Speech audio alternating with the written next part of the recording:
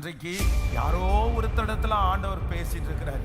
அவங்கள்ட்ட போய் சாரி கேட்கலாமா, அவங்களுடைய காலை போய் பிடிச்சிடலாமா, இல்லை அவங்கள்ட்ட போய் மன்னிப்பு கேட்டுடலாமா? அவங்கள்ட்ட சாரி கேட்கறது, மன்னிப்பு கேட்கறது இதெல்லாம் அடுத்தது. ஆனா அதற்கு முன்பாக யார் இறங்கணும்னா கர்த்தர் உங்களுக்காக இறங்கணும். ஆண்டவர் ஒருத்தர் இறங்கிட்டார்னா நான் நம்புறேன், அவங்க என்ன நம்மளை பனிஷ் பண்ணணும்னு நினைச்சாலும் ஒரு பாதுகாப்பு நமக்காக கர்த்தர் வைத்து கொண்டிருப்பார். ஹல்லேலூயா.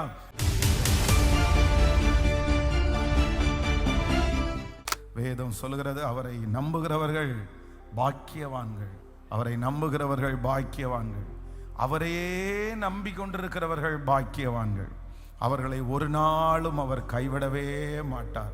ஒரு பெரிய நோக்கத்தை நம்மேல் வைத்து ஒரு பெரிய திட்டத்தை நமக்காக ஆண்டவர் உருவாக்கி அதற்கு நேராக நம்மை கர்த்தர் ஆயத்தப்படுத்தி அவருடைய வார்த்தைகளை எல்லாம் நமக்கு தந்து கர்த்தர் ஆச்சரியமாய் கர்த்தர் நடத்துகிறார்.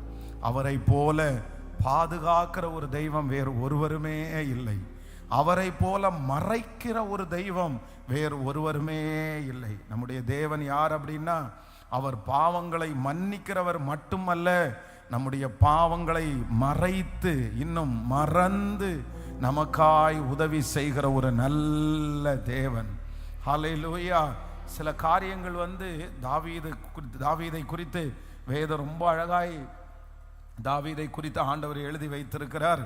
அவனுக்கு ஒரு முக்கியமான ஒரு சூழ்நிலையான நேரத்திலே வேதம் சொல்லுகிறது, கொடிய இடுக்கண்ணில் அகப்பட்டிருக்கிறேன், இப்பொழுது கர்த்தருடைய கரத்திலே விழுவேனாக அப்படின்னு ஜெபம் பண்றாரு.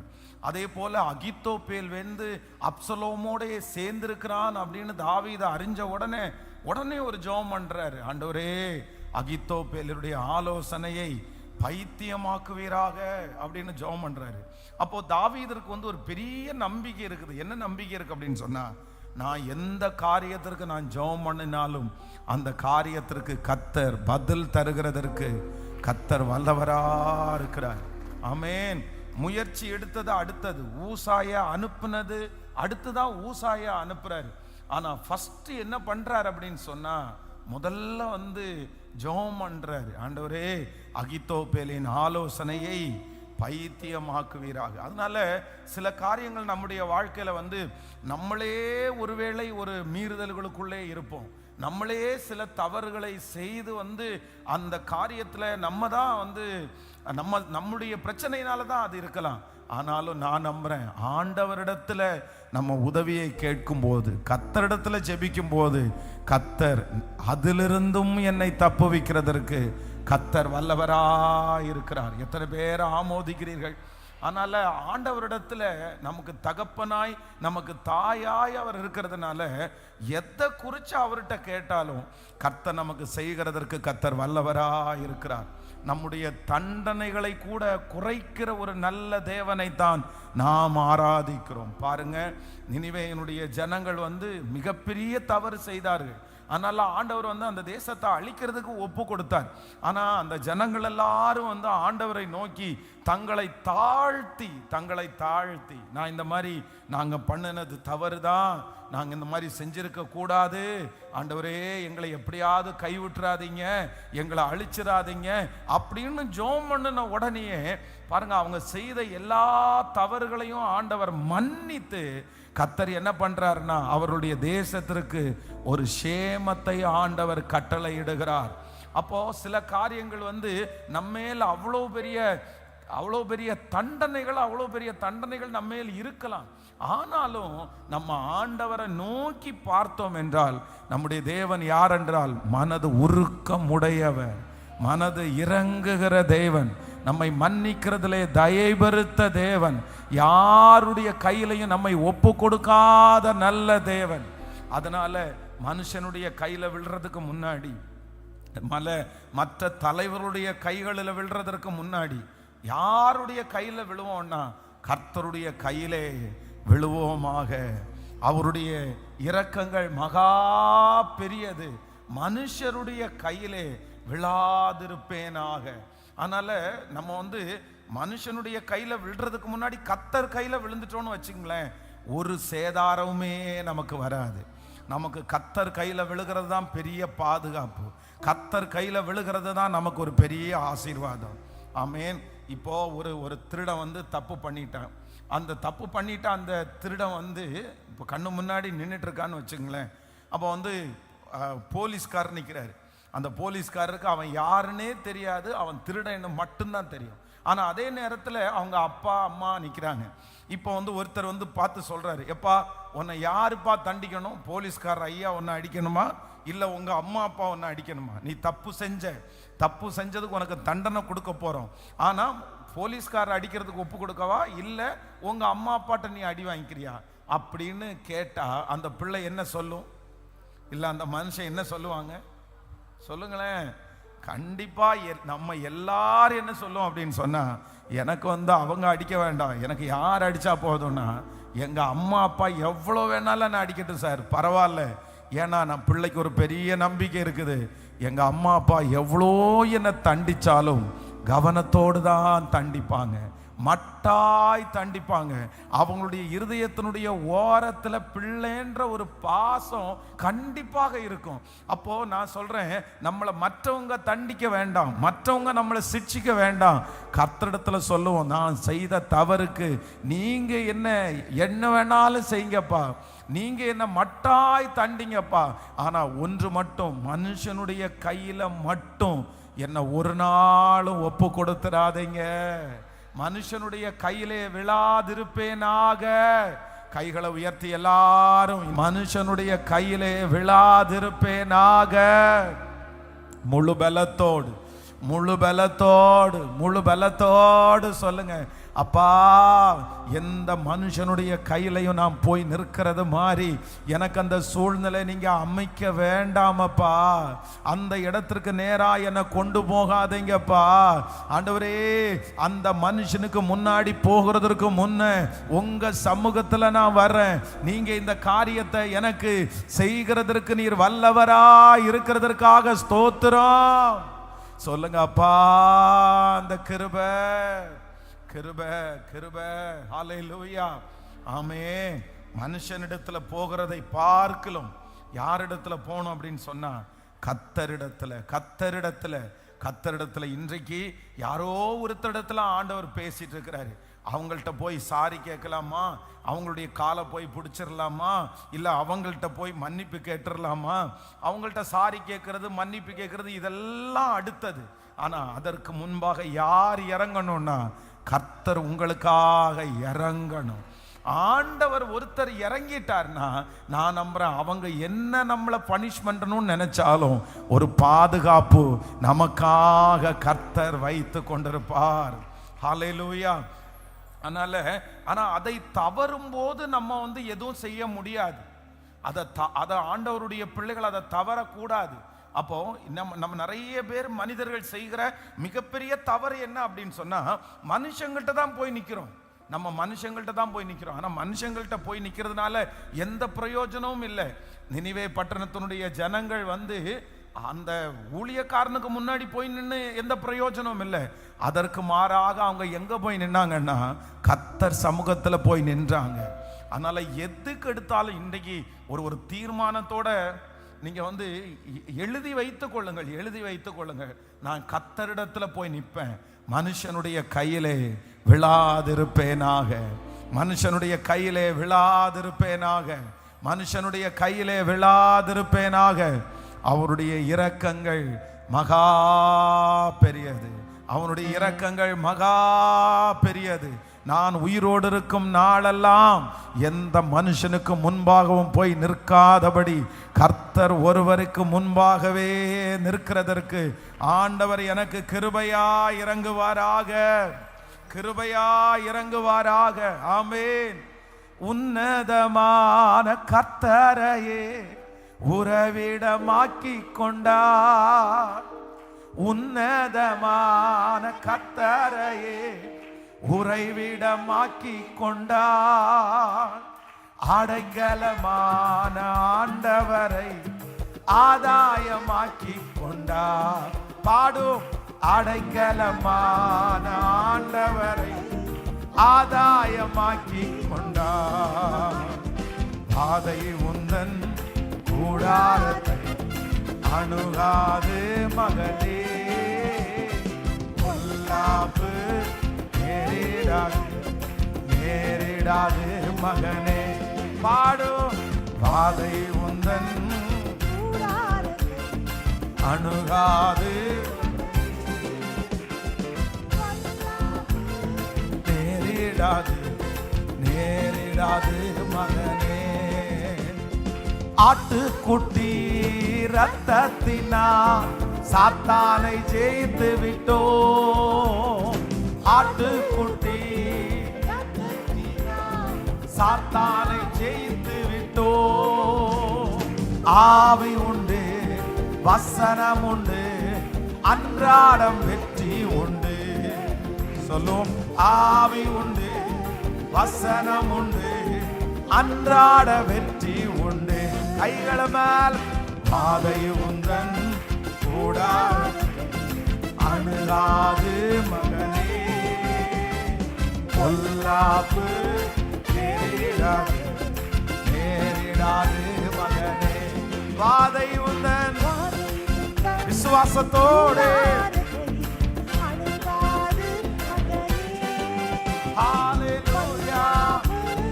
நேரிடாது நேரிடாது மகனே. கர்த்தருக்குள் நம் பாடுகள் ஒரு நாளும் வீணாகாது. கர்த்தருக்குள் நம் பாடுகள் ஒரு நாளும் வீணாகாது. அசையாமல் உறுதியுடன் அதிகமாய் செயல்படுவோம். அசையாமல் உறுதியுடன் அதிகமாய் செயல்படுவோம். இப்ப சேர்ந்து பாதை உந்தன்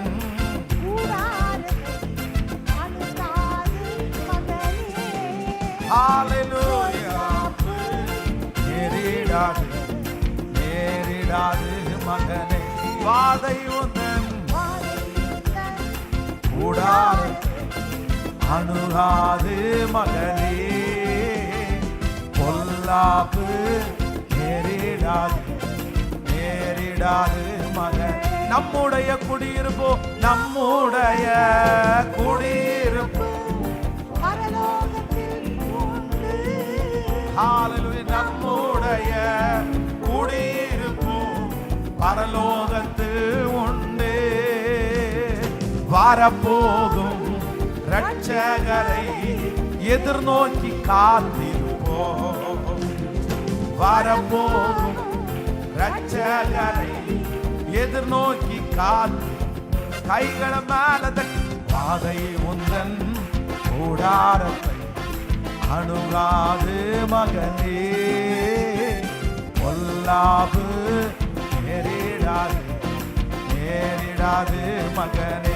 பாதை எந்தன் கூடாரத்தை அணுகாது மகனே, பொல்லாப்பு நேரிடாது மகனே. ஹல்லேலூயா. ஆமென். சகலவற்றையும் ஆண்டவர் சீர்படுத்த போகிறார். கர்த்தர் எல்லாத்தையும் ஒழுங்குபடுத்த போறார்.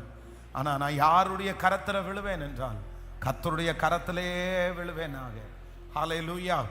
நீங்க தண்டனைக்கு உள்ளாகிற மனிதனா இருந்தால், தண்டனைக்கு உள்ளாகிற மனிதர்களாக இருந்தால், நான் சொல்றது உங்களுக்கு புரியுதுன்னு நினைக்கிறேன். அப்படின்னா தண்டனைக்குரிய நபர் நான் தான்.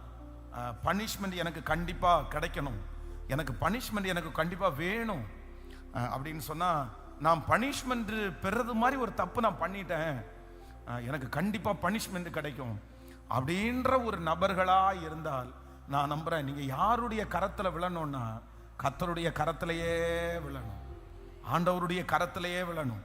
ஆண்டவருடைய கரத்துல விழுந்ததற்கு பிற்பாடு நான் என்ன நம்புறேன் அப்படின்னா, சில அம்மாங்க பாருங்க, அப்பா அங்க அடிக்க வரும்போது அவங்க வந்து குறுக்க வந்து நின்று அந்த அடிகளெல்லாம் என்ன பண்ணுவாங்க, நிறைய பேர் அவங்க வாங்குவாங்க. நம்முடைய ஆண்டவர் யார் அப்படின்னு சொன்னா, நம்மேல் விழுகிற அடிகளை அவர் மேல் வாங்கினவர் தான் கர்த்தர், அவர் மேல் வாங்கினவர் தான் கர்த்தர். இந்த சத்தத்தை கேட்கிற யாராவது ஒருத்தர் ஒருவேளை ஒரு பெரிய பனிஷ்மெண்ட்டுக்கு உள்ளான ஒரு ஆளா இருக்கலாம். நான் செஞ்ச தவறுக்கு எனக்கு ஒரு பெரிய தண்டனை கிடைக்கிறதுக்கு வாய்ப்பு இருக்கு பாஸ்டர். நான் செஞ்ச தப்பு ரொம்ப பெரிய தவறு, நான் இந்த மாதிரி பண்ணியிருக்கவே கூடாது, ஆனால் அவ்வளோ பெரிய மிஸ்டேக்கை நான் பண்ணிட்டேன். இந்த மிஸ்டேக்கு என்ன வேணும்னாலும் என்ன நடக்கலாம், என்ன வேணும்னாலும் எனக்கு செய்யலாம், என்னை எப்படி வேண்டும் என்றாலும் தண்டிக்கலாம்.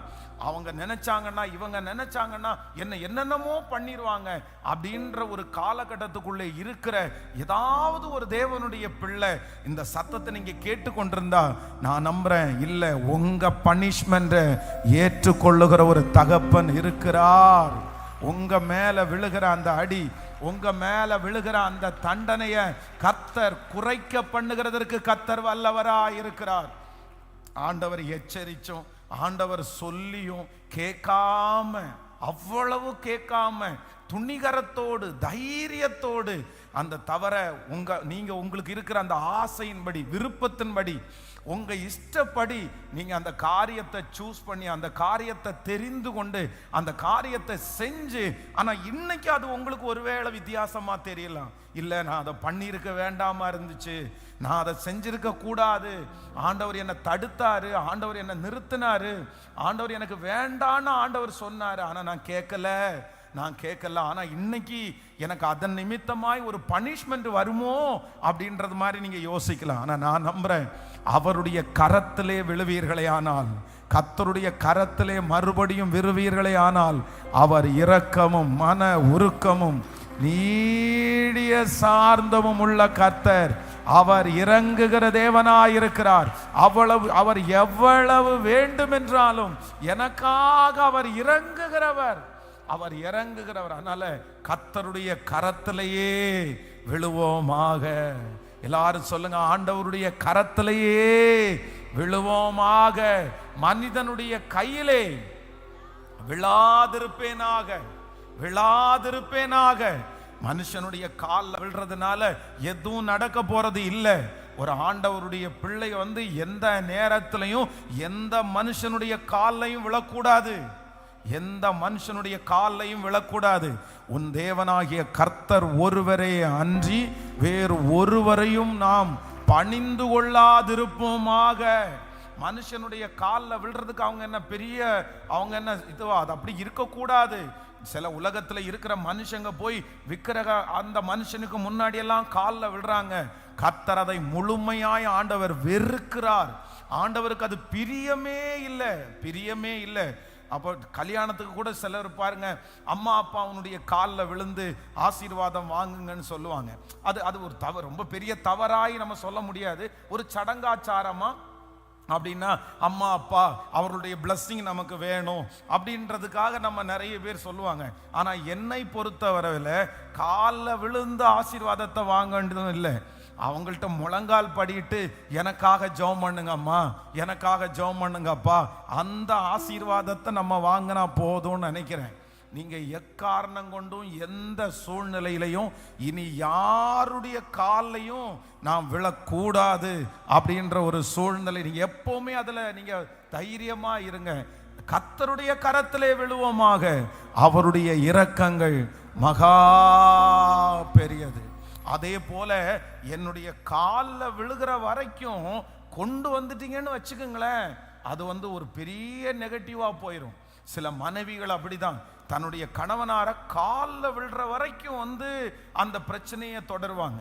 சில கணவன்மார் அப்படிதான், மனைவி அவங்களுடைய காலில் போய் பிடிப்பாங்க, என்னை மன்னிச்சிருங்கப்பா, இப்படி என்ன விட்டுருங்கப்பா, இந்த மாதிரி. அப்போ ஒரு மனுஷன் உங்களுடைய காலில் விழுற வரைக்கும் நீங்க இருதயத்தை கடினப்படுத்துனீங்கன்னா அந்த காயம் ஆறவே ஆறாது. தமிழ்நாடு இதை பொறுத்த வரைக்கும் சில மனைவி தன்னுடைய கணவனுடைய காலில் பிடிச்சு அதை ஒரு பெரிய விஷயமா கூட எடுக்க மாட்டாங்க, அதை பாக்கியமா இருக்கிறவங்க கூட இருக்காங்க. டக்குன்னு போய் ஏங்க மன்னிச்சிருங்க அதெல்லாம் ஒன்றும் இல்லை அப்படின்னு. ஆனா ஒரு மனைவி ஒரு கணவனை காலில் விழ வைக்கிறது அப்படின்றது உண்மையிலே அது பெரிய ஒரு காயம். அந்த காயத்தை நீங்க என்னதான் பண்ணினாலும் அந்த காயத்தை ஆற்ற பண்றது அப்படின்றது ரொம்ப கஷ்டம்.